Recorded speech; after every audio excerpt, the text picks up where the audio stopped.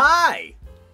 I know, it only took me 3 years, but I finally learned how to turn the camera, horizontal. I spent all of this time setting up, and I forgot to move the fucking water bottle out of frame. You see, this would be that big mystery project that I've been teasing since that 3-month-long break that I took. And I'm sure you're wondering what this project actually, is. So, let me get into a brief explanation of what I plan this series to be. For those of you who don't know who I am, hi, I'm the Panda Red. I'm a comic book personality who mostly focuses on comic book discussions and skits. While right now I'm mostly known for TikTok, my home platform is going through some, let's just call them growing pains, so I thought it might be a good time to jump platforms. For those of you who do know who I am, this does not mean that I am entirely jumping platforms. This is just an extra series that I want to put exclusively on YouTube. Okay, is everybody at least semi-aware of who I am now? Amazing. Great. Now, before we get into the actual explanation of the video, somehow this video has a sponsor already, so a quick word from our sponsor.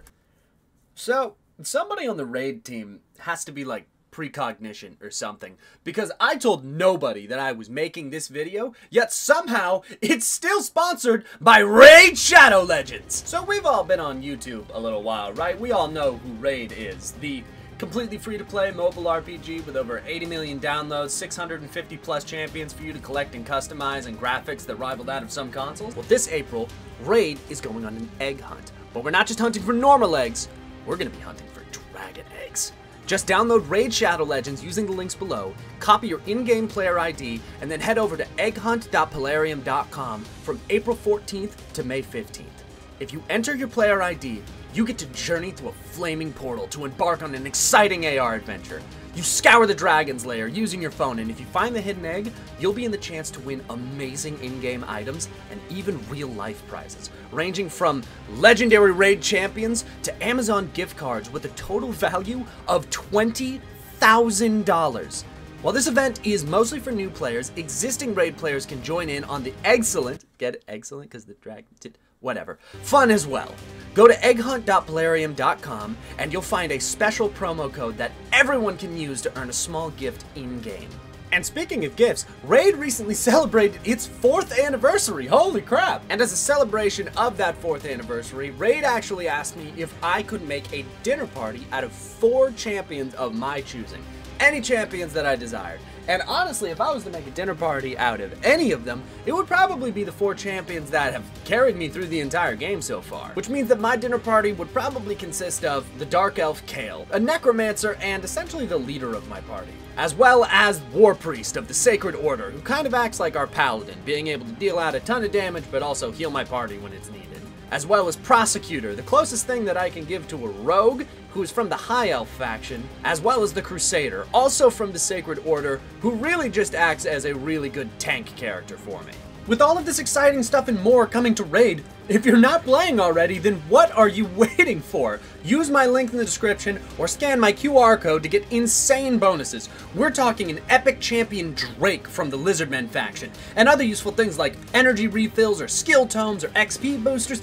Listen, once you're in and crushing your enemies, come and find me under the name The Panda Red, and if you're fast enough, maybe you can even join my clan. So just hit my link in the description, and I will see you on the battlefield.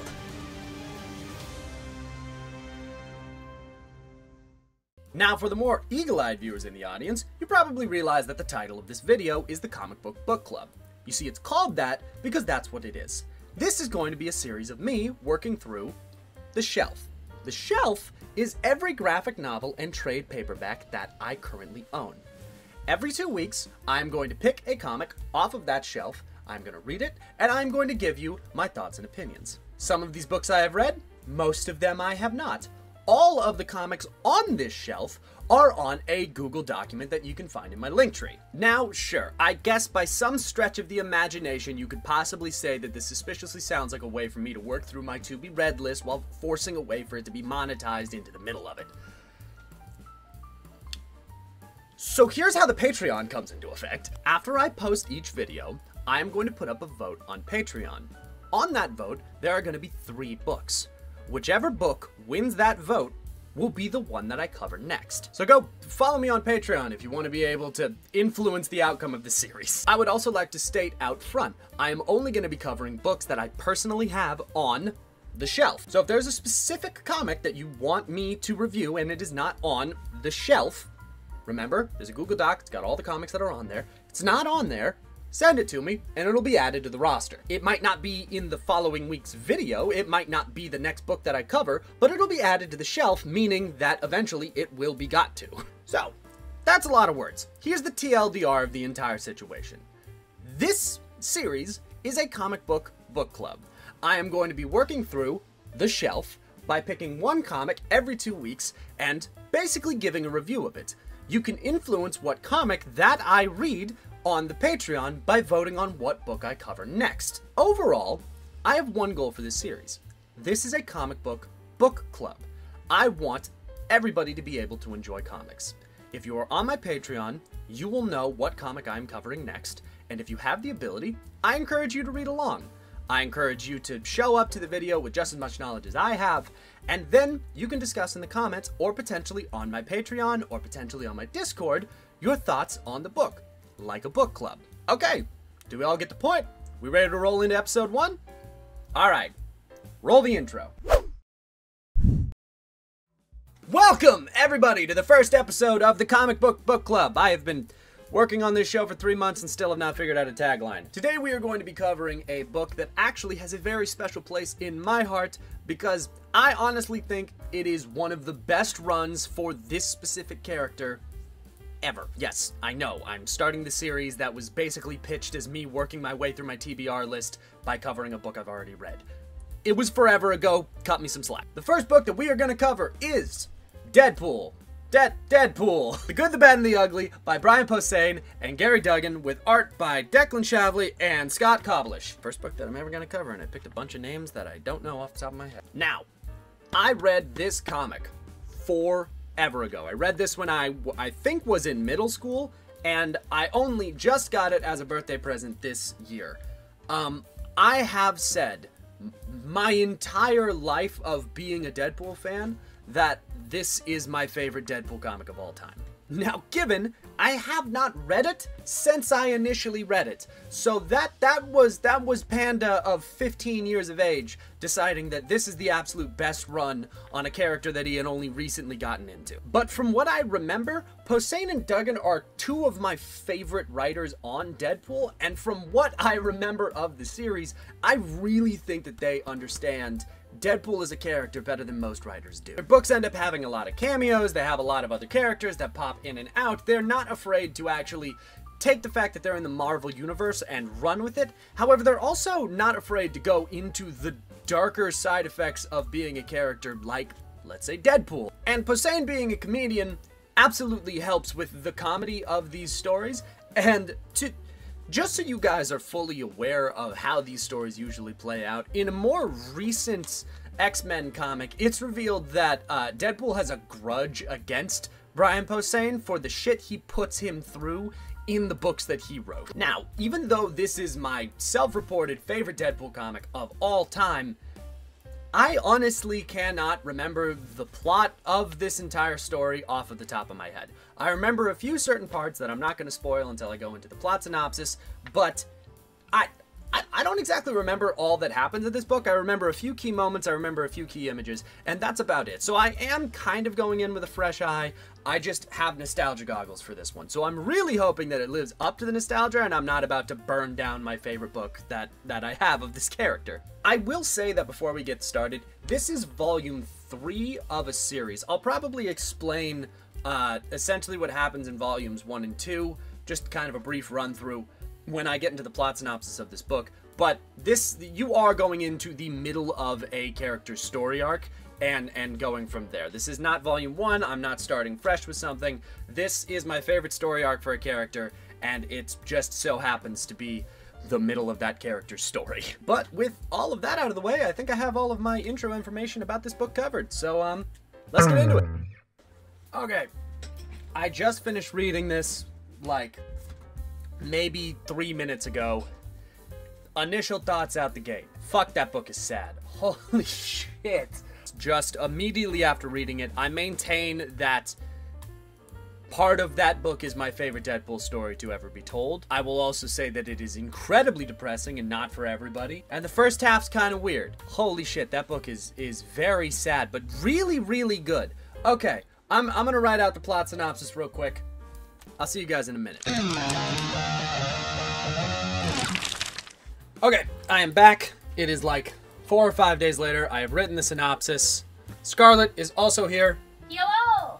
She's not going to be a part of the video. She's just, you know, in the room, so why not? So originally I thought this video was going to take a day, maybe, to actually record. I thought I was going to be able to read the book, say, I'm going to go and write the plot synopsis, come back, and be able to tell it. That ended up not being the case. Why? Well, because when I sat down to write the synopsis, I ended up writing 2 versions. One that was spoiler-free, that's like 2 paragraphs, maybe, and then I wrote the full spoiler version, which ended up being about 12 pages long. Now, I want to say it in no uncertain terms. For any future version of this video series, I'm not planning on making a 30-minute long retelling of the entire story of the comic book to be the plot synopsis. Maybe. I don't know. You guys tell me what version you like. But I really like this comic, so I'm gonna give myself some leeway this one time. So here is how this is gonna go. I am going to do the spoiler-free plot synopsis, and then I'm going to go into the full 30-minute, full spoiler plot retelling, essentially. If you are not interested in watching a 30-minute long retelling of the book, just know that I'm going to spoil all of it when I talk about all of my points after the fact. However, if you are at all planning to read this book, just watch the spoiler-free one and then know that you're not going to understand the points that I talk about in the after all of it section, okay? Because I really love this book and I think that you should read it, but I am going to spoil absolutely everything in the plot synopsis. So just be warned, okay? Again, this is volume 3 of a series. This is not the final part, this is not the first part. So there are parts of this story that have already happened that you need to be informed of before going into it. Okay? So, everything you need to know before you read Deadpool, Volume 3, The Good, the Bad, and the Ugly. Number 1. In Volumes 1 and 2, Deadpool worked with a S.H.I.E.L.D. agent named Emily Preston. She was killed by a zombie George Washington. Listen, I know that sounds weird. I promise it made sense at the time. It's really a long story. But her consciousness was transferred into Deadpool's head so that she wouldn't die. Number 2. Because Preston and Deadpool share a body, she can choose to take control of his body, or just specific parts of it, for any given amount of time. However, she is usually just along for the ride, acting as the voice in Deadpool's head for right now. Number 3. In Volume 2, it is also revealed that Deadpool has been repeatedly knocked out and had his organs harvested by a mysterious group for unknown reasons. Number 4. It is also revealed in Volume 2 that someone has been deliberately messing with Deadpool's memories, with the only thing that he can remember concretely being a strange image of a pit of bodies at the end of a shoot. Number 5. This also throws Deadpool's real history and origin back into question, as he doesn't exactly know what about his history is true and what isn't. Alright, now that you're all filled in on all the stuff you need to know before going into the book, let's get into the actual book. So here is the spoiler-free synopsis of the story. We pick up with the Deadpool story taking place in the 70s, co-starring the Heroes for Hire, Luke Cage, and Iron Fist. At the request of an older shopkeeper by the name of Mrs. Camacho and her daughter, Carmelita, who Deadpool takes a liking to rather quickly, Luke and Iron Fist, with Deadpool tagging along against their wishes, take on a villainous pimp by the name of the White Man in a fight that unintentionally spans all the way up until the modern day and beyond. Honestly, most of the story doesn't really matter. There's only a couple parts that actually matter in the second half of the book. And I say that because there is a massive tone shift that happens before the second half of the book. Because we dive into a story focusing on Deadpool's past as a Weapon X experiment, answering the question of who has been attacking him and harvesting his organs, which was set up in Volume 2, as well as why Wade's memory about his past has been so out of whack. With the help of Captain America and Wolverine, Deadpool takes on a massive specter from his past and sets up even more massive implications and mysteries for the future.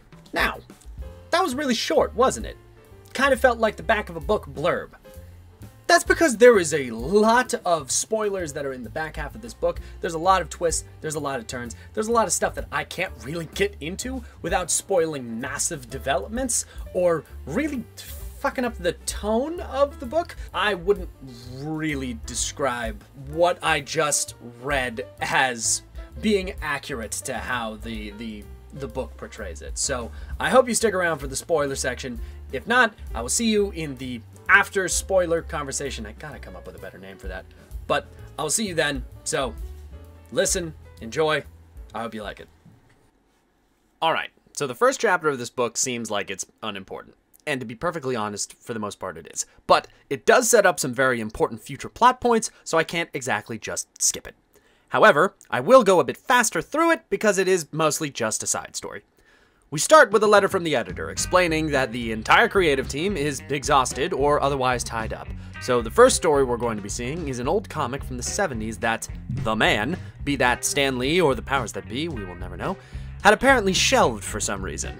In short, it's a story about how, in the 70s, Deadpool tried to join the Heroes for Hire, that being Luke Cage and Iron Fist. They repeatedly try and turn him away, as they are currently taking a job from an older shop owner, Miss Camacho, who is being harassed and extorted for money by a magic staff-wielding pimp named the White Man. God, I love Deadpool stories. Deadpool inserts himself into this caper after being explicitly told by Luke Cage to stay out of it. After some hijinks, Deadpool is successfully captured by the White Man. Trust him, it was part of his plan. No, seriously, that was actually part of his plan, I promise. He is being held captive along with Miss Camacho's beautiful daughter, Carmelita.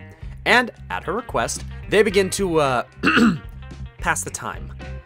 They are interrupted, however, by Luke Cage literally Kool-Aid Manning through the wall. And, with the Heroes for Hire's help, they successfully defeat the White Man by freezing him in stone.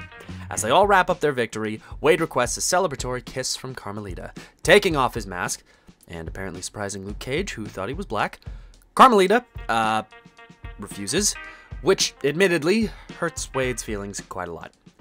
There is a small story after this where the White Man is freed from his stone prison in the modern day and tries to take his revenge on the heroes that imprisoned him, but that's not super important. The only real notable part of the whole thing being that none of the heroes seem to remember the previous adventure at all.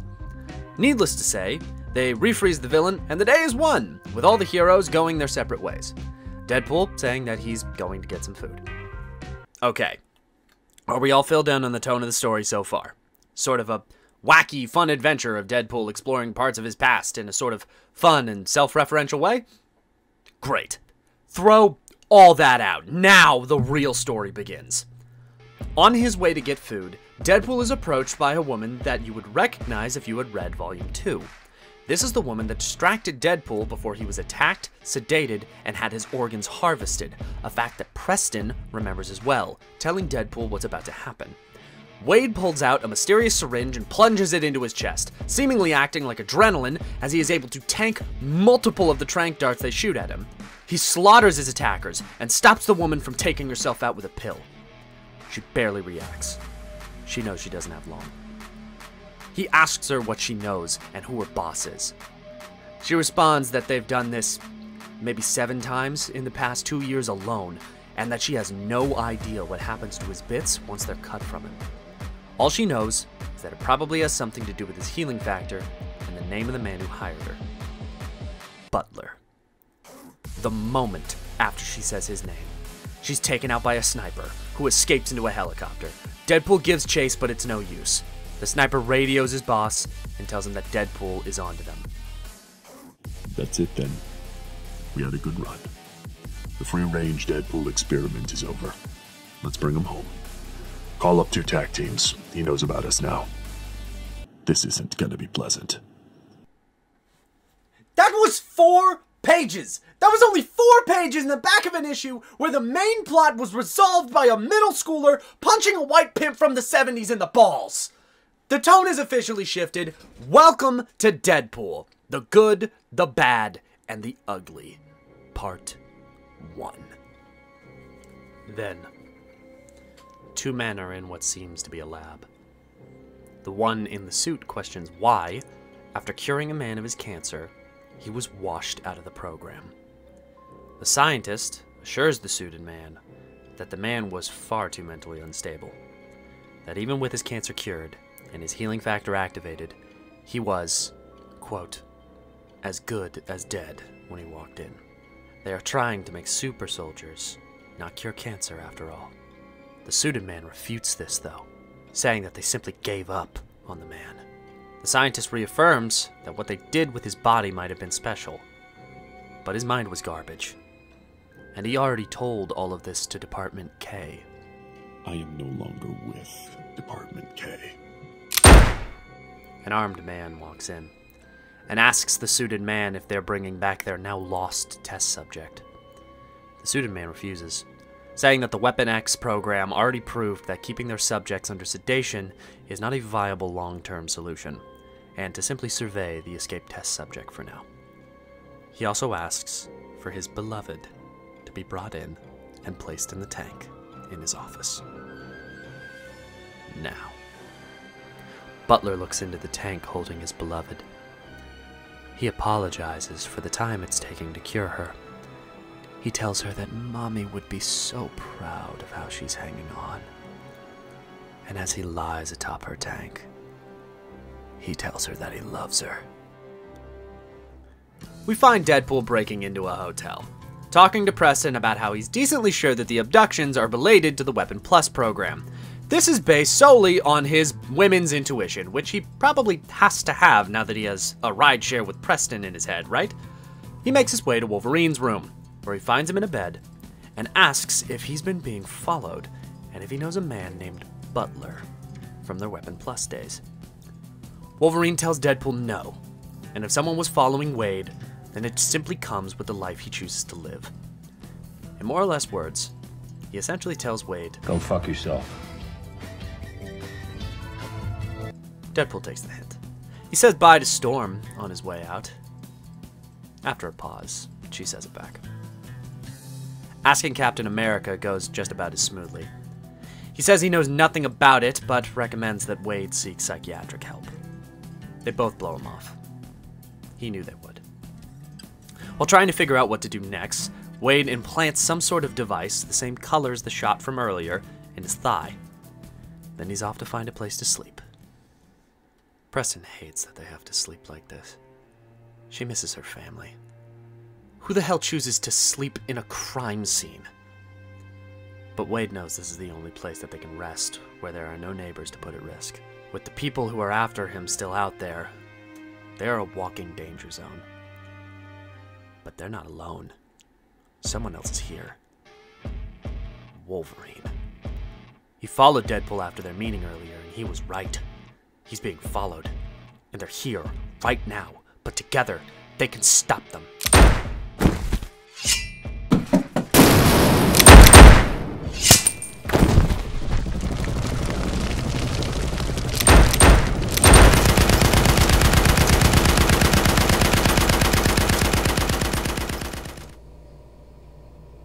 It's a nice dream.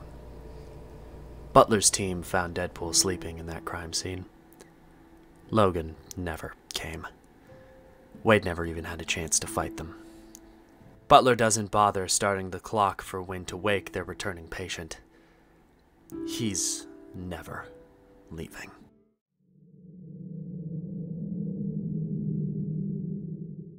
It's unclear just how much time has passed. As his subject sleeps, Butler meets with a Colonel Zhang, who's concerned that his full attention is not being paid to the project, but to the well-being of his beloved, his sister. Butler assures him that this is not the case, though. He explains what we've seen so far, the abductions, Wade discovering their operation, the sleep he's in now. He says that what was missing from the Weapon Plus program was simply Wade's unique DNA, and not to worry about another Weapon X-style incident. He's made similar arrangements to ensure he's cooperative as the other subjects. They leave to show the Colonel what he's paying for. Oh, and remember that little device Wade put in his leg?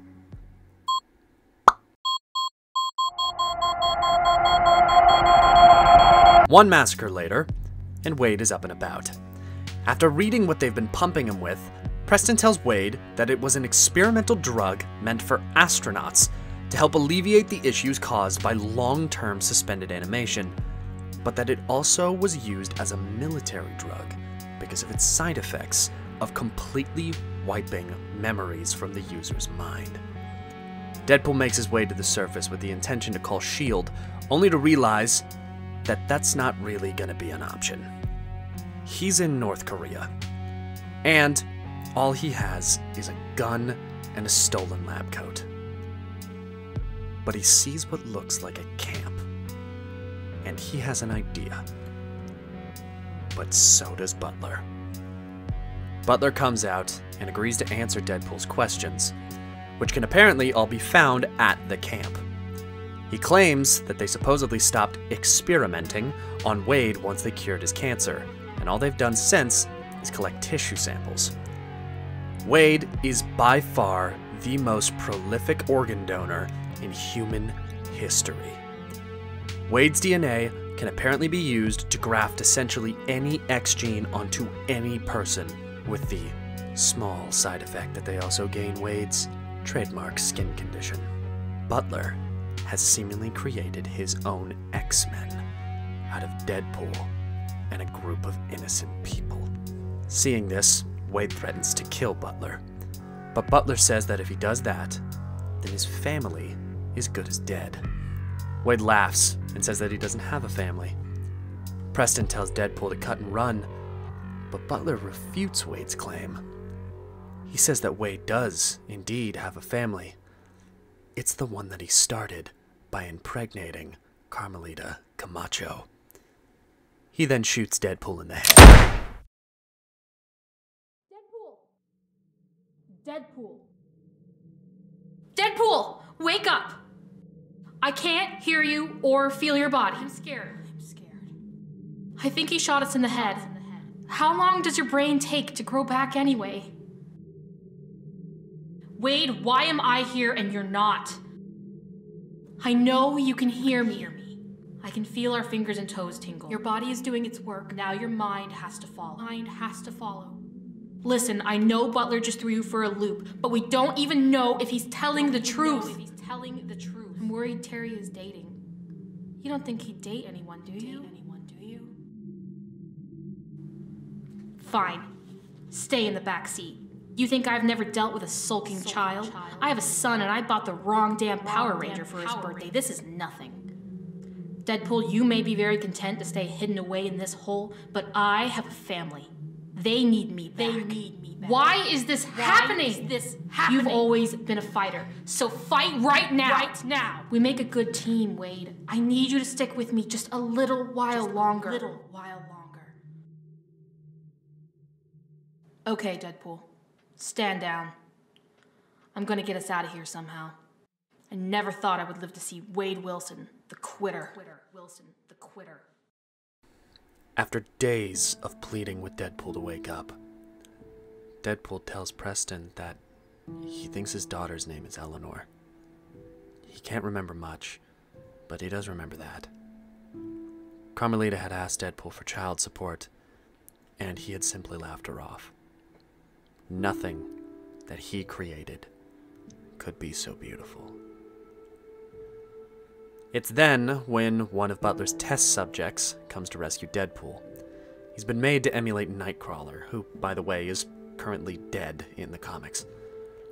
Wade doesn't want to go with them. He's too defeated to even pick himself up. But Preston won't have that. She has a child too.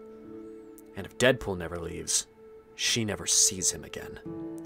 She takes control of Deadpool's body, begging the Nightcrawler to take them with him. As they escape where Deadpool was being held and scope out the rest of the camp, the Nightcrawler exposits all the needed information about the camp's inhabitants. They are regular citizens, given to Butler as part of a deal with North Korea to make super soldiers. They have been trained under threat of death and are kept from escaping by their families being held hostage in another camp. They had no idea that their mutations were based on real people, and their mutations are not perfect. But they work close enough for Butler and his benefactors to be happy. After a failed attempt by Preston to reinvigorate Deadpool by forcing him to kill some guards, they break into a facility that is much more heavily guarded than the rest. And after they find a heavily armored capsule, usually reserved for the transport of nuclear materials, they find out why. Once opened, they find Captain America and Wolverine sedated inside the capsule. Yeah, that was all just one issue. God, I hope I edit this down later. Anyway, in this issue, Deadpool wakes up Cap and Wolverine. They're rude to him, but apologize for not believing him. Kinda. Not really, they're kinda just dicks to him. Wade fills them in on the story so far, and then, with the help of the prisoners in the camp, they escape, and upon discovering that Butler and Zhang have escaped to the second camp, they depart with all the prisoners to go and kill Butler and rescue the prisoners' families. And that's all that really happens in this issue.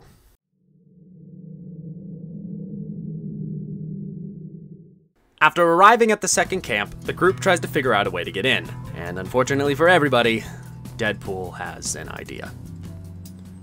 As his sister is prepped for some sort of procedure, Butler is informed of the breakout.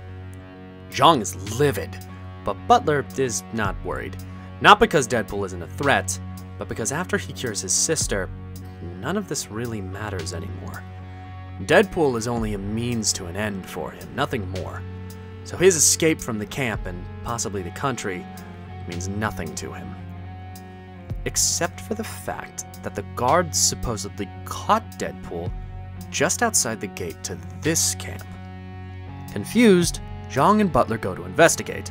Zhang immediately starts laying into Deadpool and threatening to execute his family. But Butler senses that something is off. Deadpool didn't have his mask in sedation. In fact, his mask and gear were kept with... Oh, fuck. The group descends on the camp. Deadpool impales Zhang and Butler runs for safety. Deadpool then assists Captain America in saving the families of the prisoners while he chases down Butler. But Butler seals himself in a panic room with no way in and no way out. After some convincing from Preston and Wolverine, Deadpool leaves him for later, helping the rest of the party take down the camp's guards. When it's all over, only one of the group is critically injured. The Wolverine double named Park. His healing factor doesn't work properly, trying to seal up all of his orifices as if they were all open wounds. He may heal from the gunshot in his head, but his brain will never heal from what happened. Logan puts him out of his misery. The heroes start to reunite the prisoners with their families. Deadpool prepares to be reunited with his child and the woman from all those years ago, adopting his usual upbeat charm. But some of the prisoners are crying.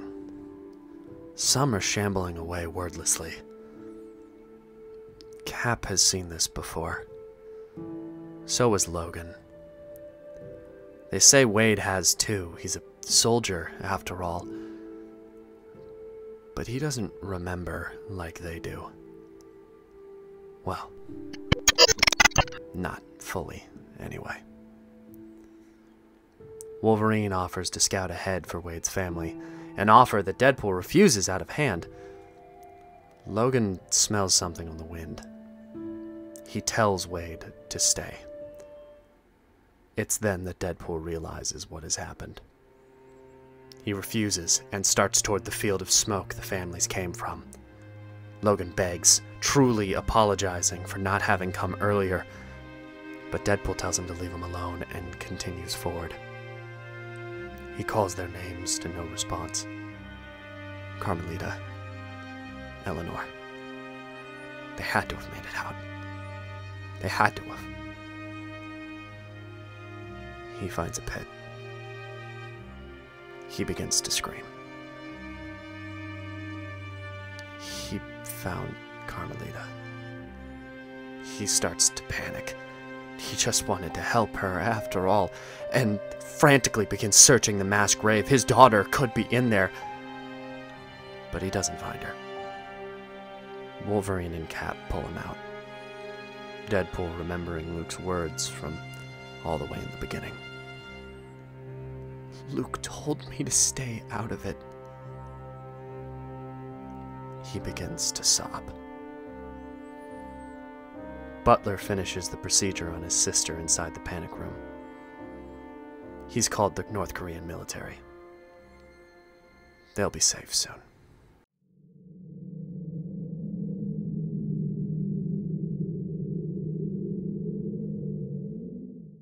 Deadpool is waiting outside the sealed panic room while Wolverine and Cap make a plan behind him. Cap will hold off the military, standing at the gate and using his reputation as an Avenger to hopefully hold them off without any more bloodshed. Wolverine will search the rest of the camp for any other survivors, while simultaneously rigging the whole thing to blow. They've already sent all the prisoners and their families in the direction of China, knowing that the government won't be after them, with all of their attention focused on the three heroes. They break to get to work, leaving Deadpool alone with the door. Alright, listen, I am so sorry for this next part because I am going to go into way too much detail, but this is one of my absolute favorite parts, so you're just going to have to stick with me here. Deadpool offers a deal to Butler through the door. All of his experiments are gone, so all he has now is Deadpool. So he can wait and hope to God that the army will save him, or he can simply open the door so that they can negotiate. The door opens. Wade enters. Butler is sealed in a cylindrical and impenetrable operating room with his sister, a large magnetized bridge connecting it to the door where Deadpool approaches. The room can only be opened from the inside, and the bridge makes it impossible for Deadpool or any of the other heroes to use their weapons, so the two have no choice but to talk. Deadpool asks if Carmelita's kid was really his, and Butler confirms it. According to Butler, at first, Deadpool willingly complied and assisted with Butler's experiments and was rewarded for it, but eventually, Wade violently quit the program, forcing Butler to take out a insurance policy by kidnapping Carmelita and Eleanor. He says it's Wade's fault. Wade asks if Eleanor was in the same pit as Carmelita, but Butler says he has no idea. He's been in here with his sister the whole time, after all. Deadpool asks if all of this means that what he's been told about his origins before this by characters like T-Ray have been a lie. Butler has no idea who that is. What he did on the outside or the simulations that played during his captive periods were none of his concern. Deadpool looks past Butler, seeing Butler's sister. Butler is ranting, asking Deadpool to join him once again, but Wade doesn't really hear it. Butler believes that his experiments gave Deadpool's worthless life meaning. Deadpool disagrees. I believe that you had no right. I believe that no one should spend their life in a tube for someone else's benefit. I believe I would have helped you and your sister if that were your only goal. But you never stopped making killers. I know so little about myself. I know I've done bad things. But I also know that deep down, I'm a good person. Because I stopped helping you. Death before experimentation. This is getting us nowhere. You know I don't care, so why bother telling me any of this? Oh. I wasn't talking to you. Once he's in, Deadpool makes short work of breaking Butler's arm. He confirms that he really is from Canada, and that the reason that his memory is such a mess is because of the drugs that they were pumping him with before. The same that they pumped into him every time, along with the simulations that they would put him in. And with that, Wade's had enough. He snaps Butler's neck so that he can finally live without looking over his shoulder. He helps Butler's sister to bed, who reveals that she doesn't even know if Butler is her brother. She only knows that she hates him. Deadpool offers to save her, to take her away before the explosives go off, but she's done running from death.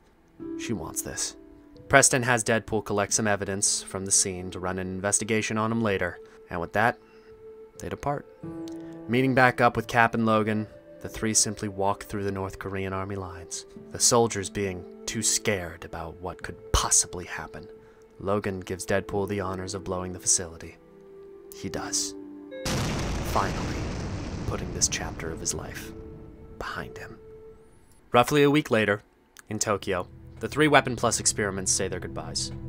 Cap giving his condolences to his now friend, and Logan offering to buy Wade a beer next time he's stateside. Wade says he'd like that.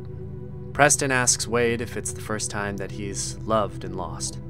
He says he doesn't really know, but what hurts the most is that he didn't love Carm, or their child. He never had the chance. But now it's time to get Preston her life back. He says that if his daughter is out there somewhere, he wants Preston to find her. He looks behind him. Confused, Preston says that Butler is gone. He doesn't need to keep looking over his shoulder anymore. That's a beautiful dream, Preston. The final sequence quickly shows an arms deal going down with someone claiming to be Preston, alive and well. And damn, she does look just like her. Setting up Volume 4. And that is Deadpool. The good, the bad, and the ugly. So, that was a lot, wasn't it? I don't even really know where to start with this book, so I'm gonna go to the obvious answer and start with the art, because Declan Shavley's art style works so well with the tone that is approached with the second half of this book. And to be perfectly honest, his design of Deadpool with the more Spider-Man-esque eyes is the design that I like the most out of any Deadpool design I have ever seen. I love the fact that his suit is not too muscular. I love the fact that the eyes are extremely expressive while still having a very iconic shape. I love how rough the art style is. This book has some of my favorite frames of Deadpool, Wolverine, and Captain America. I love this art style with my entire soul. I also love the very muted color tones that they use. The colorist of this book was Jordi Belair, and they color the issues that have to deal with Butler. I absolutely love the way that they color this book. Nighttime is this very gray blue. It's not too dark, it's not too vibrant, but they're not afraid to let those vibrant colors seep in when there's things like fire or when the Cyclops clone is using his laser eyes. I feel like the art of the back half of this book knows exactly what kind of story that it is in, and it very much seeps itself in that tone from the very start. Moving past the artwork, this story really highlights to me the depth that you can go to with a character like Deadpool. Because Deadpool is usually seen as a very jokey and more upbeat character. Like, he might not be happy, his stories aren't exactly happy, but Deadpool's usually seen as sort of the funny character. He tells jokes. He's the lol random humor sort of Deadpool. And this story really shows just how serious you can get with a character whose backstory is honestly as dark as his is. And I really, really love the fact that it adds this extra element to Deadpool's origin that spices it up further than, well, he failed out of Weapon X, he went to Department K, he got tortured in Department K until he got superpowers, and then he broke out. Because, like, this story doesn't say that's not true, but it also doesn't highlight it too much. Evidenced by the fact that in the flashback where Deadpool gets dumped out of Department K, Department K is still a thing. It doesn't discount Deadpool's original origin, but it does say that the things that you know about it probably aren't true. Like, Deadpool didn't kill his way out of Department K in this story. He was washed out, and then watched afterwards, which gives the hint that Department K might still be a thing. And I really like the fact that it adds a certain level of mystery back into a character whose mystery had been kind of taken away from him after his origin was explained. I can't exactly remember the issues that Deadpool's origin was really spelled out, but I do know that his history has kind of been up in the air for almost his entire publishing history. They have reworked his origin, he's had different origins, he's had different backgrounds. It's kind of a staple part of the character that he doesn't really know his history all that well. But I do love that this version of the story doesn't really focus on his origin too much. It focuses on the implications that any part of his origin being true would have. This origin doesn't focus on T-Ray, it doesn't focus on Francis, it doesn't focus on Lady Death. It focuses on the fact that in a Black Ops government facility, they virtually cured cancer and then just left the guy to die. That's a really interesting way to take the story. And I also love the fact that Butler is kind of framed like an idiot because he didn't get his cancer cured. Deadpool's skin condition isn't a skin condition. Deadpool's skin condition is skin cancer rapidly fighting against his healing factor. That's why his scars always change. And the fact that it is kind of implied that Department K cured Deadpool's cancer and that he doesn't have it anymore, that's not true. The fact that Butler overlooks that because all it is an aesthetic change to him, where he's like, yeah, but the cancer's not killing you anymore. So what if you're immortal? So what if this ability that we gave you is like a never-ending torture for you? You're not gonna die. And that's the only real part that matters in this. Like, they never really talk about that in the book, but it's a very heavy implication, even with, like, how he's treating his sister. He calls the change in everybody's skin condition, what was it? Yeah, as long as you're willing to put up with the cosmetic side effects. That is absolutely brutal, and it shows how brutal of a character he really is. I also like the fact that they don't make... Like, they imply that Wade's power... They don't imply, they say that Wade's power makes it so that you can graft any X gene onto any person. And they leave it at that the first time that they say it. But then, like, a couple pages later, they reveal that, actually, no, you can't. Because it's not perfect. All of their mutations, sure, these people have powers now, and they emulate the powers that were stolen from other heroes, but they're not perfect. Park, the Wolverine clone, his healing factor makes it so that his entire body is constantly trying to heal all of the openings in his skin. That means his mouth, his eyes, his ears, every part of him that is open in any capacity is trying to be healed all of the time. No matter what, he constantly has to keep those parts of himself open. And I love the fact that they show that it's not perfect. It looks like the Cyclops clone can somewhat control his powers, which is, I mean, it's an improvement from Cyclops' regular powers, but I like the fact that not all of the powers are perfect, and not all of them transition one-to-one.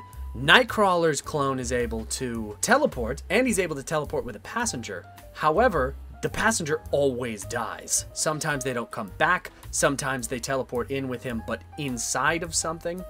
I like the fact that all of it kind of makes Butler seem like a monster, which is exactly what he is, because he sees himself as just a man who is trying to cure his beloved, who might be his sister or might not be. He's essentially Mr. Freeze turned up to 1,000.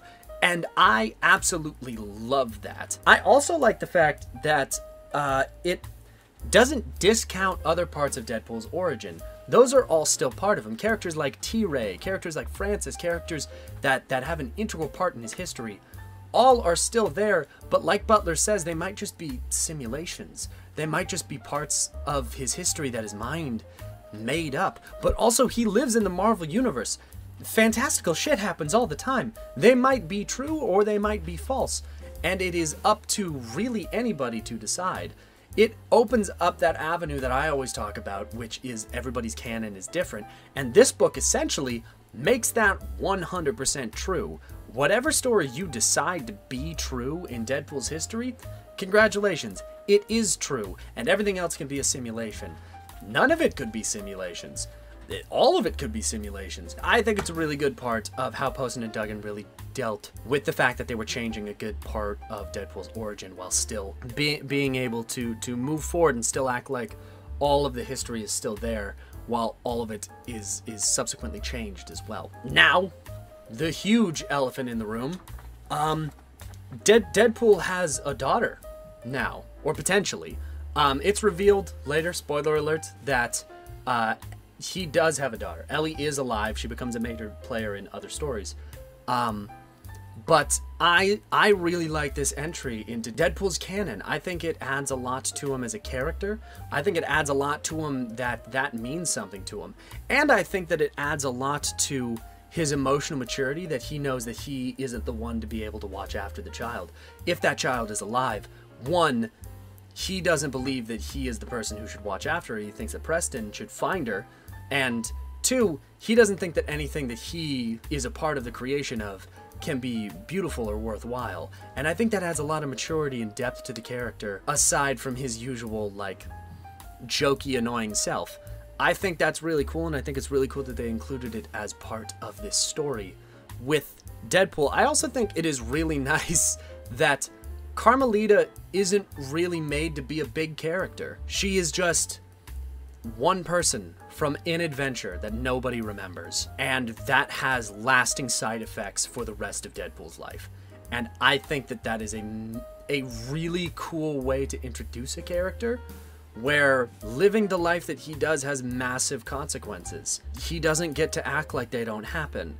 And I think that the way that they introduced that plot thread is really nice. Now, did they technically introduce a character only to fridge her? Yes, that is 100% true. They did do that, and it does suck that that was part of the story.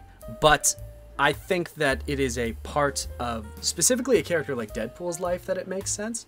When they do it with characters that are a lot more like they kill off a female character to make a male hero seem to give them this emotional stakes. When it's a character that usually lives in a lot more of a nicer world, Green Lantern, Superman, Batman, well, not Batman maybe, but Green Lantern, Superman, more you know, upbeat characters, it feels out of place. It feels like it shouldn't be there. But Deadpool is a mercenary who doesn't really have that ability to be emotionally close with anybody.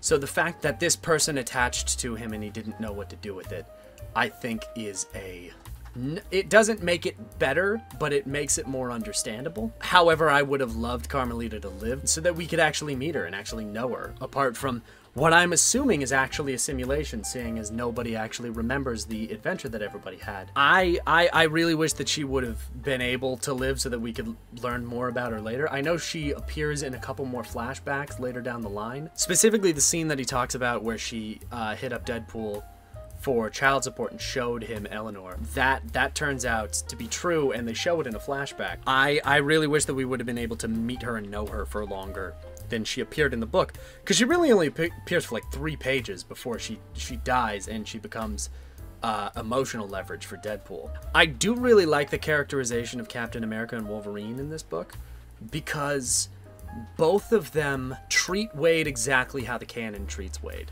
where everyone kind of is annoyed by Deadpool all the time, because everyone else lives in a world where Deadpool is always there the same way that we do.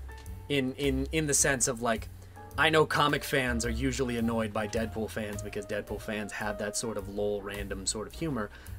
Imagine what it's like to know the guy. They're probably like, dude, shut the fuck up constantly, especially because of the fact that Deadpool's voice is supposed to be inherently grating. So both Wolverine and Captain America essentially treating him like the black sheep of the Weapon X trials and blowing him off as soon as he asks for help, because he's constantly in trouble.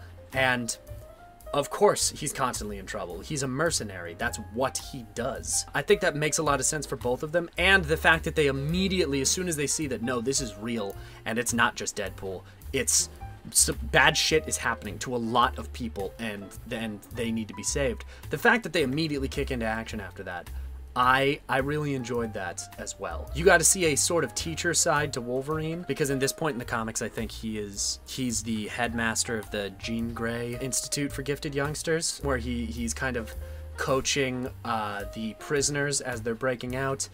He teaches the Colossus and Wolverine doubles to do a fastball special, and they fail horrendously because of course they do.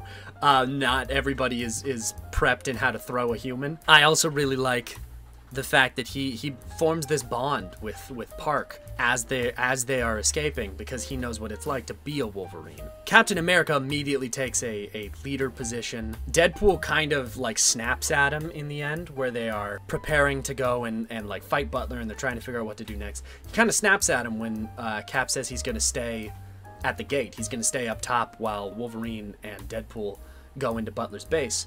And Wolverine has to remind Deadpool, like, dude, he's not doing this because he's a coward. He's not staying up top because he doesn't want to get his hands dirty. He is staying up top because if he doesn't see what we do, then he doesn't have to lie about it. And he's putting himself in between us and the entire North Korean army. He is single-handedly trying to fight off an entire army so that he can buy us time. And that is a very Captain America thing. That makes sense. I mean, when he's introduced, he's fighting AIM just casually. Because this is his life. This is what he does. I do really like how they are portrayed. I like how they are used in the story. And I like that it's not as big of a thing for both of them. Deadpool never really had to deal with his Weapon X days the way that Wolverine and Captain America did. Captain America is Weapon 1. He's the progenitor of the Weapon Plus experiments. So he never really had to deal with what that was like. The scientist that said that gave him his serum died instantly right in front of him, and Wolverine escaped and has had time to deal with the trauma that the Weapon Plus program gave him. But because of Deadpool's history, he's never really had that. He's never really had the chance to, like, deal with that past, to actually, like, confront it. So the fact that the story gives that to him, as well as has the other two Weapon Plus experiments react to it as sort of a, yeah, man, you just gotta deal with this shit. It makes sense, and I like how it's used in the story. In total, I really appreciate this Deadpool story. I think it is really, really, really, really good. I will 100% say it's not for everybody, because there's a lot of really dark shit that it deals with. I really do recommend it to anybody who has the stomach for it. I really love this book, and I will hold it still as my favorite Deadpool story that has been told. However, I haven't really, I don't think I've read volume 4 and 5. So maybe like him meeting Eleanor, him having his first interactions with Eleanor, maybe that'll take it over.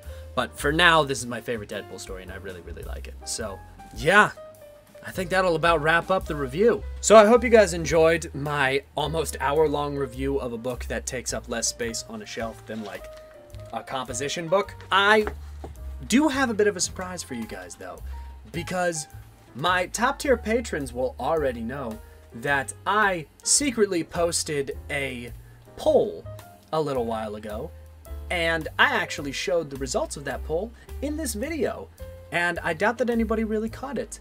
But when I first showed the Patreon poll and was explaining about what was going to happen, that was the poll. That was the poll for the next video. So the next video that we are going to have and the next book that we are going to cover is going to be Batman Arkham, A Serious House on Serious Earth.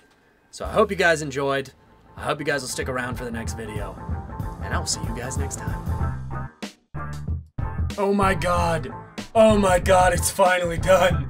I finally made my first YouTube video. It's finished.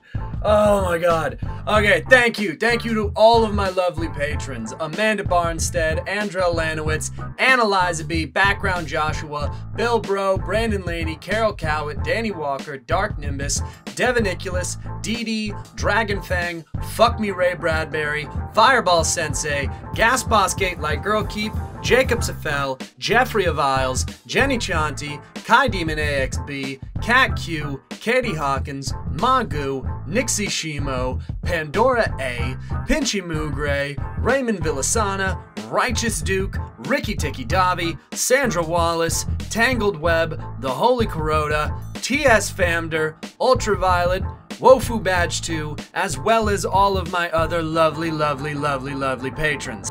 You guys have no idea. I have been working on this for so long, and I have not been able to really say anything. It is so good that this is finally done, and I can't wait to start this series with all of you. Like I said in the video, if you want to influence the outcome of this series going forward, jump over to my Patreon and donate $15 or more. And if you can't do that, that's totally fine. Even if you're able to donate $1, that's something. Anything helps. I am so excited to start this next video. I am so excited to reread this book. I am so excited to actually get started working on all of this. Thank you all so much for watching. Thank you all for listening. Thank you all for waiting. And I cannot wait to continue on this path. So I hope you guys stick around. I hope you guys keep watching. And I will see you next time.